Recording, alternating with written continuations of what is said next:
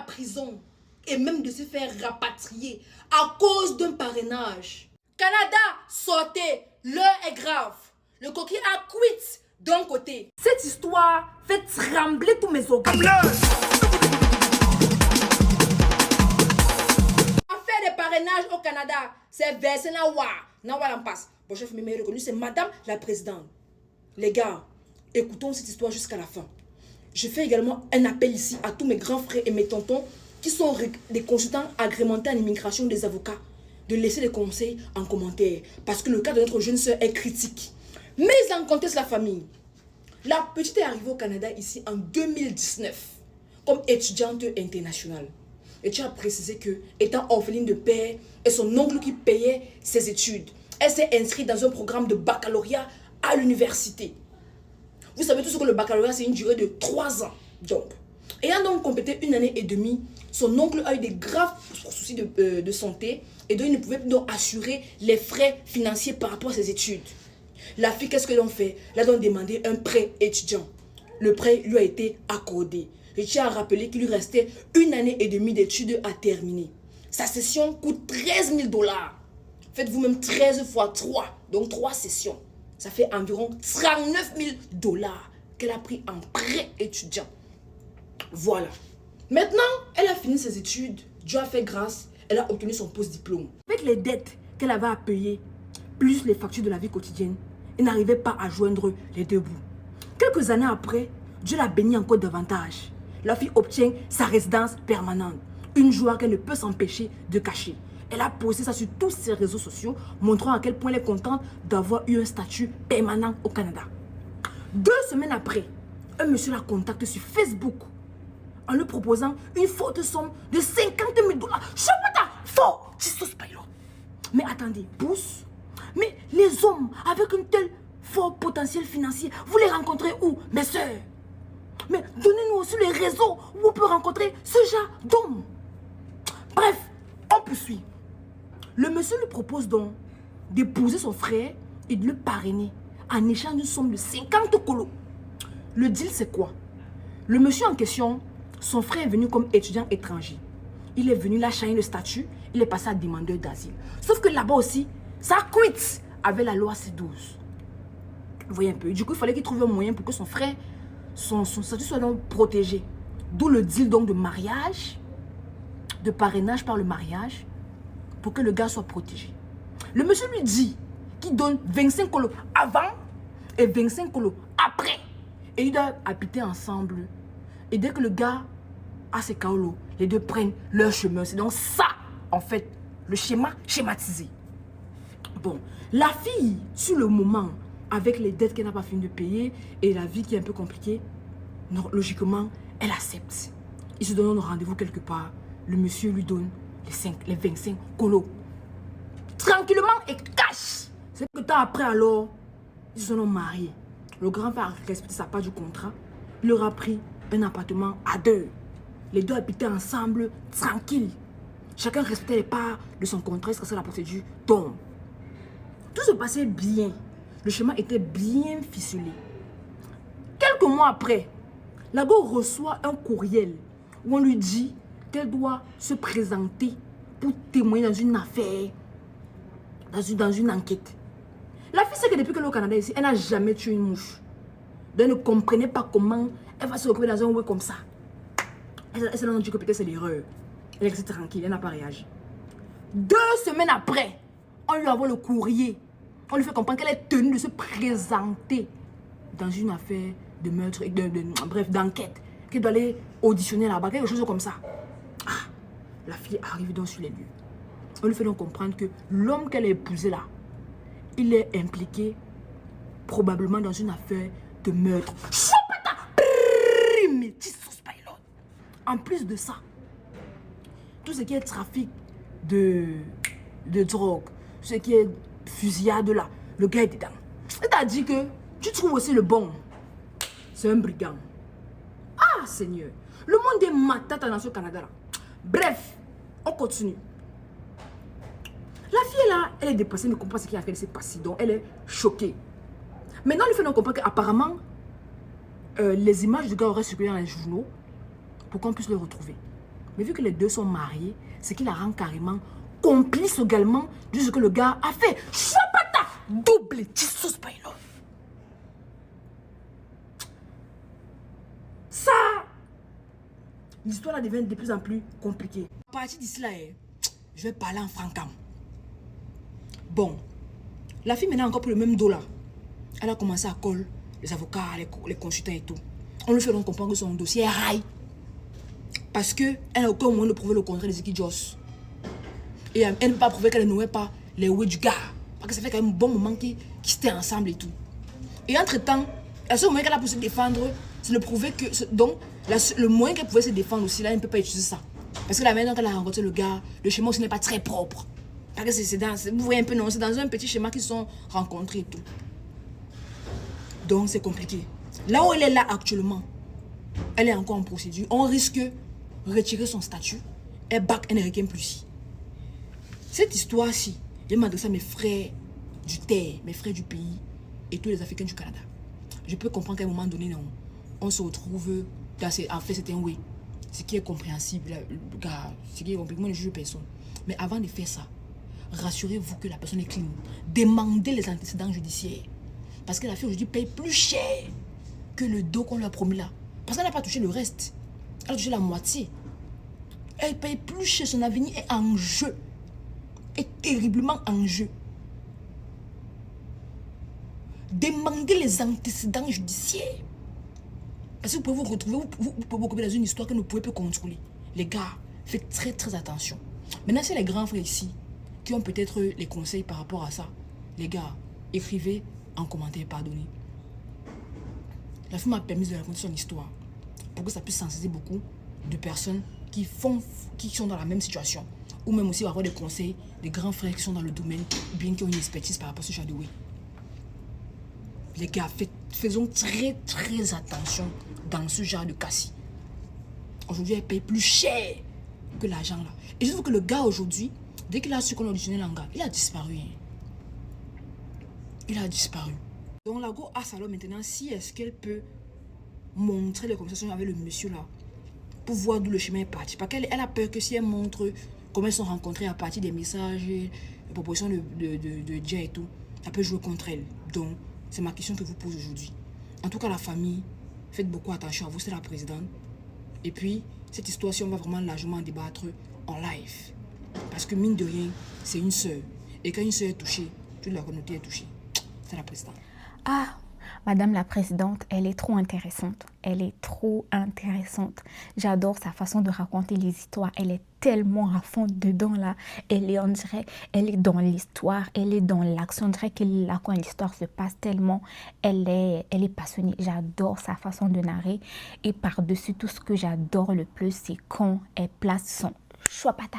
Alors là, je suis vraiment KO. J'adore ces histoires. Et quand je tombe dessus de temps en temps sur les réseaux là, j'attends toujours le moment où elle fait chouapata. Et cette histoire qu'on vient d'entendre en fait, c'est une histoire digne d'un film de fraude qui serait un bon scénario pour un des films de la saga Océan. Pour les personnes qui connaissent les films d'Annie Océan, Océan 13, Océan 11 et tout là, je pense que ça pourrait être un bon scénario pour ce genre de film là, parce que la fraude qui est dedans là, moi franchement ça me dépasse. Donc pour mon analyse, je vais d'abord parler à la personne, son statut là, au petit fraudeur. C'est toi qui n'as pas de statut légal et c'est toi qui te mets dans les histoires de fraude, de crimes et tout. Mais pourquoi? Pourquoi est-ce que tu décides de venir faire tes crimes ici, dans le pays des gens? Si c'est ce que tu voulais faire, tu aurais pu rester dans ton pays, continuer à faire ça là-bas, ou bien tu voulais expérimenter un peu tes activités à l'international, apprendre des nouvelles méthodes de faire des choses pas bien. Parce que je ne comprends pas, c'est toi qui viens d'arriver au Canada, qui n'a pas de statut légal, qui se cherche un statut en monnayant de l'argent, et c'est toi encore qui se retrouve impliqué dans des histoires de crimes et de fraude. Mais qu'est-ce qui se passe? Tu aurais pu au moins éviter à ton frère là de débourser l'argent. Pourquoi? ou bien tu voulais plutôt faire tes affaires et être emprisonné dans une prison haute standing ici en Occident, parce qu'on sait que d'autres prisons à l'extérieur, là, c'est pas vraiment ça. Mais ici, tu pourras au moins avoir une petite case, une petite cellule ou dormir avec un uniforme comme on voit dans les films. Probablement, c'était ça ton projet, mais je pense que tu as zaillé. Tu as zaillé, ok? Ce que tu as fait là, c'est pas bien. Tu aurais pu continuer à faire tes petites activités là-bas au lieu de venir t'ajouter à la liste de ceux qui font déjà du mal ici. Tu penses qu'il n'y a pas déjà assez de criminels ici ou des fraudeurs, hein? Pourquoi te rajouter? Je pense que tu voulais faire un peu de crime à l'international et c'est probablement ce que tu as fait. Bon, cette histoire me rappelle aussi en même temps un scandale qui a été publié cet hiver par le média Rebel News. Ça concernait aussi des personnes qui vont s'adresser aux jeunes filles en leur proposant de l'argent pour qu'ils fassent des faux mariages avec des membres de certaines familles pour pouvoir leur donner la résidence permanente. Je vous laisserai juste la vidéo juste ici pour que vous allez la voir. C'est une vidéo qui est en anglais, mais je l'avais traduite pour vous en français. Vous allez voir que c'est quelque chose qui est courant, c'est quelque chose qui existe. Ça fait un moment que ça existe, mais ça commence à être révélé. Maintenant, si on vient maintenant à la fille, celle qui est concernée par cette histoire de parrainage. Premièrement, je ne suis pas avocate, mais ce que je sais que ici au Canada, chaque personne est responsable de ses actes. Le monsieur est responsable des crimes qu'il a commis ici au Canada et responsable aussi des fraudes à l'immigration. Pourquoi? Parce qu'il a payé pour un faux mariage pour obtenir la résidence permanente. Mais pour ce qui est de la fille, moi je ne pense pas qu'elle soit responsable des actes criminels que le gars a commis, mais elle est responsable des fraudes à l'immigration parce qu'elle a voulu avoir une solution monétaire rapide à ses problèmes. Donc le fait d'avoir fait un faux mariage pour de l'argent, pour que la personne puisse avoir la résidence permanente, c'est déjà une fraude à l'immigration.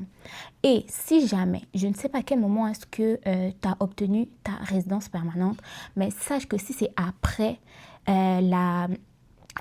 après que la loi C12 ait été votée, donc si tu l'as eu après le 26 mars dernier, sache que tu es amplement concerné par la loi C12. Ça veut dire que la loi C12 a donné des nouveaux pouvoirs à IRCC, aux agents des services frontaliers.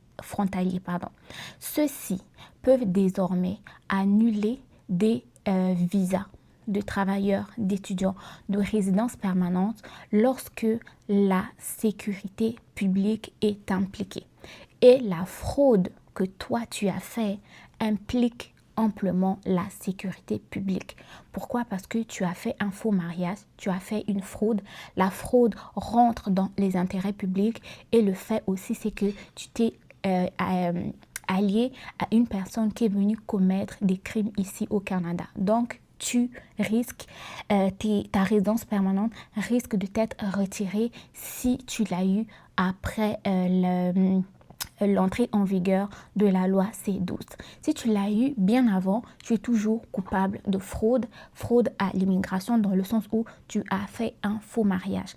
Mais les crimes que le monsieur a commis, s'il a fait du mal aux gens, il a volé les gens, lui, il est responsable des actes que lui, il a commis et il est également responsable de fraude à l'immigration. Mais toi, tu es amplement responsable de la fraude à l'immigration parce que tu as fait un faux mariage en échange d'argent. Oui, je comprends que tu étais venu, il y avait quelqu'un qui était censé t'aider, mais finalement ça ne s'est pas passé comme ça. Mais à un moment donné, lorsque quelqu'un vient te proposer une solution assez rapide, il faudra peut-être te dire pourquoi juste te poser quelques petites questions de sécurité parce qu'on ne sait jamais qui est qui ici en fait. Quelqu'un vient tout simplement te proposer de l'argent pour que tu fasses ça. Tu ne peux pas te demander, ah mais pourquoi moi, pourquoi. Posez-vous toujours des questions et méfiez-vous des solutions rapides, surtout si ça implique ça t'implique et aussi ça implique ton statut d'immigration. Beaucoup de gens font ça, mais à un moment donné, vous allez vous faire pogner, vous allez vous faire avoir. Et pour les personnes qui ne sont pas encore rendues là, de grâce, ne faites pas ça. Déjà que tu as eu du mal à obtenir ton statut, c'est pas mieux de le préserver. Et en même temps, tu es étudiante, tu as eu la résidence permanente. Au lieu d'aller prendre l'argent du monsieur, vu que tu as maintenant la résidence permanente, tu es admissible à obtenir les prêts et bourses du gouvernement. Si tu es au Québec, tu vas avoir les prêts et bourses du Québec. C'est pas mieux d'aller prendre les prêts et bourses pour finir tes études. Tu vas être plus safe. Et en plus, les frais de scolarité là, elle a dit que c'était 15 000 si je me rappelle bien. Quand tu deviens résident permanent, tu n'es plus censé payer les mêmes frais de scolarité qu'un étudiant qui est international, qui a encore un statut temporaire. Donc, de ce côté-là, tu aurais pu t'informer parce que au moment où tu as changé de statut, si tu étais encore à l'école, tu n'étais plus obligé de payer les mêmes frais. Normalement, tu ne payes pas les mêmes frais qu'un étudiant international. Tu payes les frais d'un résident permanent et les résidents permanents ne vont pas payer les 15 000 $ par session. Ça, c'est impossible. Et avec ça, tu aurais pu aussi demander les prêts bourses du gouvernement au lieu de faire un pacte qui va complètement te mettre dans des problèmes. Ah oui. Là maintenant, si tu as eu ta résidence permanente une fois de plus après l'entrée en vigueur du projet de loi C12, tu es dans la merde parce que premièrement, on risque d'annuler ta résidence permanente et tu risques d'être déporté et aussi tu risques d'avoir une interdiction de territoire.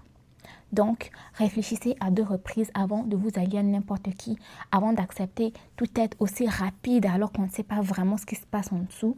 Cherchez d'autres solutions et surtout, évitez de frauder.